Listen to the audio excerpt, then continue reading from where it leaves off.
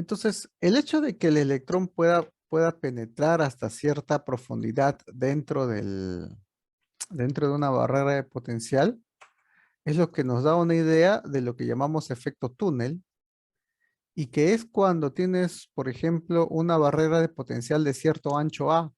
Si este ancho A es menor a este ancho en el que decae completamente esa información de la función de onda, entonces voy a conseguir de que la partícula, en este caso el electrón, pueda sobrepasar esta barrera de potencial. Pero en este caso ya tendría que resolver tres zonas, ¿no? de energía. Entonces, básicamente tendría tres soluciones de ecuación de Schrödinger. En la zona 1 tendría una solución senoidal. En la zona 3 tendría también una solución senoidal o cosenoidal. Pero en la zona 2 tendría una solución exponencial, ¿no? Mis coeficientes ya no van a ser ceros. Esto ya resulta más complejo de resolver. El K asociado, por ejemplo, a esta zona como a la zona 1 como a la zona 3 está asociado a la energía potencial cero. Y este alfa está asociado justamente a esta resta de energías entre E sub 0 y el valor de la energía del electrón o de la partícula. Si usas, por ejemplo, las continuidades, vas a encontrar relaciones entre, en este caso habría dos ecuaciones de continuidad aquí, con la derivada y otra sin la derivada, y dos ecuaciones de continuidad aquí en A. Entonces ya esto resulta bastante más complejo de resolver.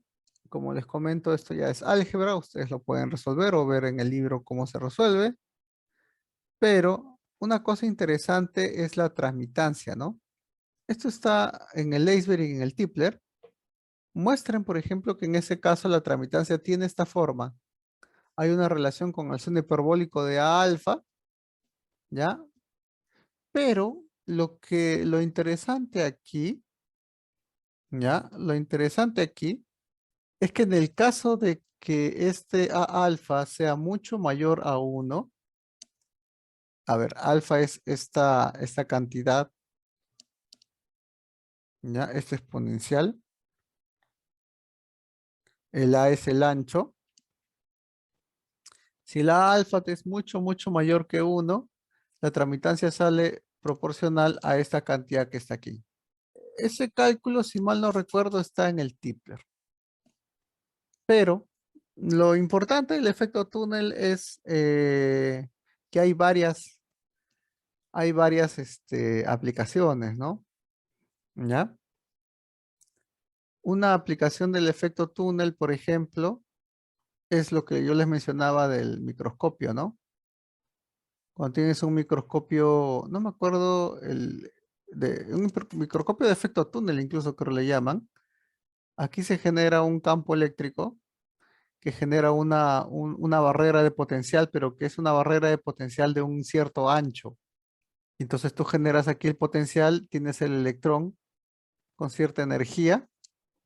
Entonces cuando la aguja se mueve, por ejemplo, aquí, noten que la barrera de potencial o sea, esa longitud es diferente que esa longitud, ¿no? L1, L2, llámenle. Por lo tanto, aquí el ancho de la barrera es distinto. Entonces, el electrón que está aquí libre, en función de la temperatura, porque tiene cierta energía cinética en función de la temperatura, es posible que la aguja, al moverse en esta posición, el electrón pueda saltar y se genera una corriente, ¿no? ¿Ya? Aquí está la muestra, aquí está la aguja.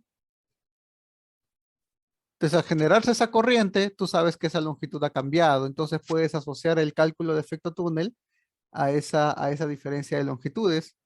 Y es así como el microscopio de aguja te va diciendo, ¿no? Que cómo es la forma de la superficie de la muestra. O sea, el principio de este tipo de microscopio es bastante interesante, ¿no? Aquí había puesto otra aplicación, efecto túnel de ionización del átomo de hidrógeno. Tú puedes, por ejemplo, generar en el átomo de hidrógeno un campo eléctrico. Entonces, si tú al potencial del átomo de hidrógeno le sumas el potencial de un campo eléctrico externo constante, tú puedes generar que esta barrera de potencial que es infinita tenga una forma distinta, ¿no? Y por lo tanto, para diferentes niveles de energía, vas a ver justamente diferentes anchos de barreras de potenciales. Y ahí también se puede ver cómo el efecto túnel permite ionizar incluso el nivel de energía, hasta el nivel de energía 3 y 2, ¿no? Cómo se pueden ionizar electrones que están en esos niveles de energía para el hidrógeno. Pero me gusta más esta aplicación de efecto túnel para un microscopio, ¿no? Es muy inteligente, ¿no? Ese uso. Los microscopios de este tipo fueron diseñados en España. Profesor, Ujú. esa aguja es la que genera un campo y ese campo es el pozo de potencial. Sí, no es un pozo, es una barrera de potencial. No, barrera de potencial.